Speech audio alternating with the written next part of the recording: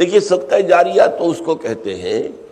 کہ کوئی ایسا کام کہ جس کا ثواب کسی انسان کے فوت ہونے کے بعد بھی مسلسل ملتا رہے اس کو، ورنہ اصل قاعدہ تو یہ ہے کہ موت آ گئی تو اب آپ کا جو ہے وہ جو امتحان کا وقت تھا اور جو کچھ کمائی کرنے کا وقت تھا وہ تو ختم ہو گیا۔ جیسے امتحان میں کہتے ہیں کہ بس سٹاپ رائٹنگ، اب وہ آپ کی رائٹنگ تو ختم ہو گئی۔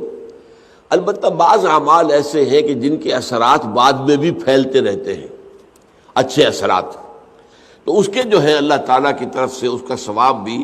اس شخص کے مرنے کے بعد بھی اس کے حساب میں درج ہوتا رہتا ہے۔ بہترین صدقہ جاریہ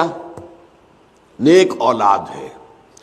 اگر آپ نے اپنی اولاد کی پرورش صحیح کی ہے، انہیں مسلم اور مومن بنا کر اٹھایا ہے، وہ اللہ کے فرما بردار متقی بندے ہیں، تو یہ جو ان کا وجود ہے، ان سے جو بھی نیکی پھیلے گی، ان سے جو آگے تقویٰ پھیلے گا، ان سے جتنا بھی بھلائی کا آگے فروغ ہوگا اس کا ثواب آپ کو ملتا رہے گا۔ تو سب سے بڑا صدقہ جاریہ جو ہے وہ نیک اولاد ہے۔ اب اس کے علاوہ ایک صدقہ جاریہ مثلاً یہ کہ ایک شخص نے ایک دینی جو ہے درسگاہ قائم کر دی، زمین وقف کی، عمارتیں بنائی، دینی درسگاہ، اب یہ درسگاہ جب تک چلے گی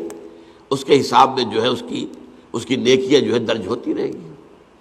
اسی طرح دعوت و تبلیغ کا کام ہے۔ آپ کی دعوت و تبلیغ کے نتیجے میں جن لوگوں کو بھی ہدایت نصیب ہوئی، اب ان کی نیکیوں کا بھی اجر و ثواب آپ کو بھی ملتا رہے گا، اور وضاحت کے ساتھ کہا گیا ہے